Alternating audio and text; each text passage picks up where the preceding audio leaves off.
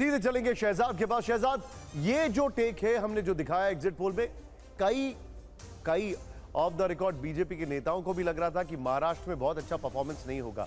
एक sympathy wave की बात की जा रही थी उद्धव के लिए, शरद पवार के लिए। ये जो आंकड़ा है, इस आंकड़े से लगता है कि वो एक जो थॉट प्रोसेस है वो काफी हद तक सही हो रहा है। देखिए, मैं विनम्रता से इन आंकड़ों से इत्तेफाक नहीं रखता, क्योंकि महाराष्ट्र में जो भारतीय जनता पार्टी का उदय हुआ है पिछले 2 इलेक्शन से, वहाँ पे भारतीय जनता पार्टी अब एक सेंट्रल पोल बन चुकी है। और उसके बाद एनसीपी का आना हमारे साथ और शिवसेना का हमारे साथ आना, तो हमारे पास सोशल कोalition भी है, हमारे पास उनका पॉलिटिकल पार्टी स्ट्रक्चर भी था और भारतीय जनता पार्टी का, और ये नरेंद्र मोदी जी का चुनाव था। ये सारे फैक्टर्स होने के बाद अगर इस प्रकार के आंकड़े आते तो मुझे लगता है कि कहीं ना कहीं मेरे हिसाब से ये आंकड़े सही जमीनी स्थिति को नहीं दर्शाते हैं। जहां तक मेरा आकलन है, महाराष्ट्र में 40+ एनडीए होगी। और इसके पीछे मैं आपको बताता हूं, आपने एनसीपी को भी यहां पर 6 दिए, ये आपका विवेक है शरद पवार का। जब एनसीपी पूरी थी तब उनको इतना नहीं मिला। शरद पवार जी जिस प्रकार से बारामती में लगे हुए थे, क्योंकि वहां पर ही उनको श्योर नहीं था कि सुप्रिया ताई जीतेगी सुनेता ताई के सामने। तो मुझे लगता है कि कहीं ना कहीं, और हो सकता है, मैं इसको सिरे से खारिज नहीं करना चाहता क्योंकि आपने एक एक्सरसाइज की है, मैं उसका पूरा सम्मान करता हूं, पर मैं इससे हमली डिफर करता हूं और मुझे लगता है कि ये आंकड़ा ऑन स्पॉट नहीं महाराष्ट्र। शहजाद, लेकिन क्या यही एक वो स्टेट? जी, मैं महाराष्ट्र के आंकड़े से असहमत हूं, लेकिन मैं गुजरात, छत्तीसगढ़, मध्य प्रदेश के आंकड़े से सहमत हूं। एक ही मशीन है, एक ही तरीका है, एक ही पॉलिस्टर है, एक ही तरीका है, एक ही करने की पद्धति है।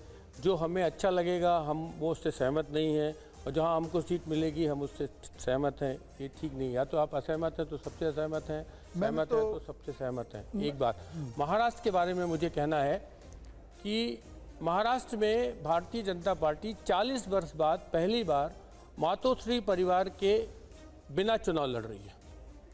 एक पिछले इसीलिए आप इसका आकलन पिछले चुनाव से नहीं कर सकते। पिछले चुनाव में एनडीए को 50% वोट मिला था, अभी 41% वोट मिल रहा है, तो हम उसकी तुलना नहीं कर सकते, उसमें उद्धव के वोट भी जुड़े होंगे। इस बार इंडिया को 45% वोट मिल रहा है, पिछले में 34% वोट मिला था। मुझे लगता है ये जो स्प्लिट हुई पार्टियों में, शिवसेना और पवार में, इसमें नेता तो चले आए, विधायक तो चले आए, पर कार्यकर्ता और मतदाता नहीं आया, वो उधर ही रह गया। और असली नकली की लड़ाई में जो अभियान छेड़ा गया कि नकली शिवसेना और नकली पवार हैं, वो एक सम्मान की लड़ाई थी जिसमें मतदाताओं ने शरद पवार के और उद्धव ठाकरे के पक्ष में फैसला दिया। हेमंत सर, अगर ये आंकड़ा सही होता है या इससे ज्यादा शिवसेना उद्धव गुट को मिलता है, तो क्या उसका इम्पैक्ट स्टेट में जो शिंदे हैं या अजीत पवार हैं उनके वजन पर भी पड़ेगा अलायंस के तौर पर? 100% पड़ेगा। वहाँ सितंबर में चुनाव है, अक्टूबर में फिर से विधानसभा का चुनाव है, और ये नतीजे विधानसभा के चुनाव को प्रोजेक्ट कर रहे हैं। क्यों? क्योंकि अजीत पवार को आपके अनुमान में कोई सीट नहीं मिला। मैं फिर कह रहा हूँ कि अनुमान है, ये नतीजे नहीं है। नतीजे 4 तारीख को आएंगे और उसमें परिवर्तन हो सकता है।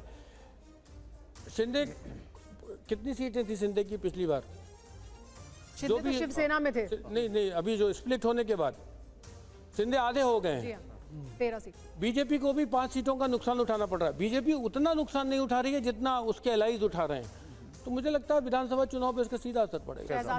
देखिए, हेमंत जी तो हमारे लिए भीष्म पितामह की तरह, तो मैं उनके सामने कुछ नहीं, पर से छोटी सी बात कहना चाहूँगा। हेमंत जी, कई पोलस्टर्स ने राजस्थान सही प्रिडिक्ट किया और मध्य प्रदेश गलत प्रिडिक्ट किया। तब भी मैं कहता था, और आप ही की तरह यहाँ पे झुक कर कहता था कि मध्य प्रदेश गलत है। तब मुझे ताना मारा गया था कि आप अच्छा गप और कड़वा थू नहीं कर सकते। तो मुझे लगता है कि अगर वो समय पर मैं विंडिकेट हुआ तो आज भी मैं विंडिकेट होऊंगा। मैं आपके सामने चरण छूते हुए आपकी बात रखता हूँ।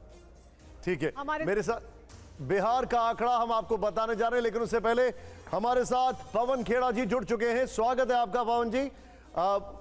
शुक्रिया हमारे साथ जुड़ने के लिए, thank you very much sir.